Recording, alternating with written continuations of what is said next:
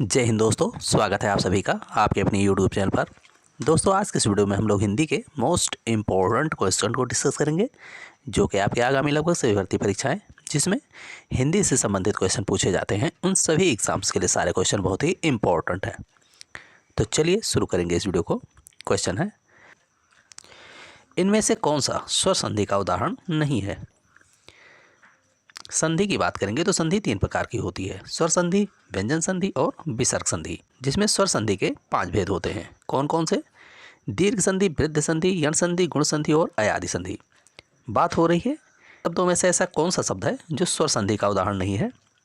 बात करें option A की, संग्रहालय की, तो इसका संधि विच्छेद होगा संग्रह धन आलय, इस प्रकार इसका संधि विच्छेद होगा, जो कि दीर्घ स्वर संधि का उदाहरण है।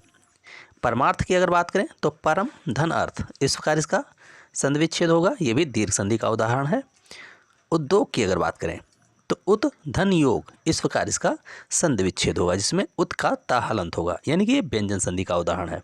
तो यहाँ पर ऑप्शन सी राइट हो जाएगा। उद्योग ये स्वर संधि का उदाहरण नहीं है, क्योंकि इसमें व्यंजन संधि है। धर्मात्मा की अगर बात करेंगे तो ये भी दीर्घ स्वर संधि का उदाहरण है।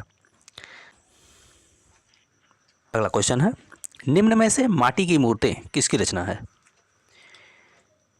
तो यहाँ पर ऑप्शन सी राइट हो जाएगा। माटी की मूर्तें गेहूं और गुलाब, ये रचनाएं रामवृक्ष बेनीपुरी की हैं, जो कि एग्जाम की दृष्टि से बहुत ही महत्वपूर्ण रचनाएं हैं।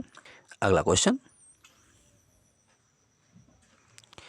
दही किस प्रकार का शब्द है, यानी कि लिंग की दृष्टि से दही शब्द पूछा जा रहा है, ये किस प्रकार का शब्द है, तो ये पुल्लिंग शब्द हो जाएगा। हिंदी में लिंग की बात करेंगे तो 2 प्रकार के लिंग होते हैं। कौन कौन से? स्त्रीलिंग और पुल्लिंग। अगला क्वेश्चन, आदित्य से पढ़ा नहीं जाता, इसमें वाच्य होगा, यानी कि इस वाक्य में वाच्य की अगर बात करेंगे तो ये भाववाच्य वाला वाक्य हो जाएगा। ऑप्शन सी राइट हो जाएगा। भाववाच्य किसे कहते हैं?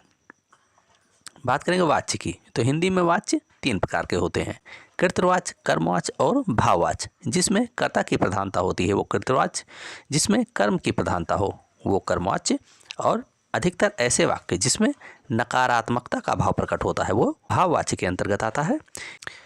तो यहाँ पर भाववाच्य हो जाएगा, क्योंकि यहाँ नकारात्मकता का भाव प्रकट हो रहा है, इसलिए यह वाक्य भाववाच्य है। अगला क्वेश्चन, हा वर्ण का उच्चारण स्थान है। बात करें हा वर्ण के उच्चारण स्थान की, तो हा वर्ण का उच्चारण स्थान कंठ होता है। ऑप्शन बी राइट हो जाएगा। छोटा और बड़ा, इसके साथ साथ का वर्ग के जितने भी वर्ण होते हैं, यानी का, खा, गा, घा और अंगा, इन सभी का उच्चारण स्थान कंठ होता है। इसके साथ साथ हा वर्ण का भी उच्चारण स्थान कंठ होता है। अगला क्वेश्चन है, बच्चे गेंद से खेल रहे हैं, इस वाक्य में कौन सा कारक है। कारक की बात करें तो कारक 8 प्रकार के होते हैं हिंदी में। यहाँ पर से कारक चिन्ह का प्रयोग हुआ है, और से यहाँ पर साधन के रूप में प्रयोग किया जा रहा है, तो यहाँ कर्ण कारक हो जाएगा। ऑप्शन सी राइट हो जाएगा। जहाँ पर से का प्रयोग साधन के रूप में किया जाता है वहाँ कर्ण कारक होता है, वहीं अलगाव या पृथकता को दिखाने के लिए जब से का प्रयोग किया जाता है तो वहाँ अपादान कारक होता है। कर्ता कारक का चिन्ह नहीं होता है, कर्म का को होता है। अधिकरण की अगर बात करें तो मैं, पर, भीतर, इस प्रकार के कारक चिन्ह अधिकरण कारक के चिन्ह होते हैं। अगला क्वेश्चन, रोला किस प्रकार का छंद है। रोला की अगर बात करेंगे तो यह एक सममात्रिक छंद है। ऑप्शन ये राइट हो जाएगा।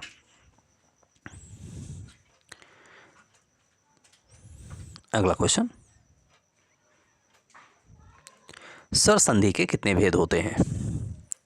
स्वर संधि के 5 भेद होते हैं। ऑप्शन सी राइट हो जाएगा। अगला क्वेश्चन, अर्पित बहुत ईमानदार है, वाक्य में किस प्रकार का विशेषण है। इस वाक्य में विशेषण की अगर बात करेंगे तो यहाँ पर ऑप्शन सी राइट हो जाएगा, गुणवाचक विशेषण। यहाँ पर बात हो रही है विशेषण की, तो यहाँ पर ईमानदार एक विशेषण शब्द है। किसकी विशेषता बता रहा है? अर्पित की, कि अर्पित क्या है? बहुत ईमानदार है। बात करेंगे यहाँ पर विशेषण कितने प्रकार के होते हैं, तो विशेषण 4 प्रकार के होते हैं। कौन कौन से? गुणवाचक, परिमाणवाचक, संख्यावाचक और सार्वनामिक, ये 4 प्रकार के विशेषण होते हैं। बात करें बहुत शब्द की, तो यह एक प्राविशेषण शब्द है। प्राविशेषण किसे कहते हैं? जो विशेषण की भी विशेषता बताता है उसे प्राविशेषण कहते हैं। तो यहाँ पर ईमानदार विशेषण शब्द हो जाएगा, जो कि एक गुणवाचक विशेषण है। तो दोस्तों, ये वीडियो कैसा लगा इससे कमेंट बॉक्स में ज़रूर बताएं। अगर वीडियो पसंद आया हो तो वीडियो को लाइक करें, शेयर करें, चैनल को जरूर सब्सक्राइब करें। धन्यवाद।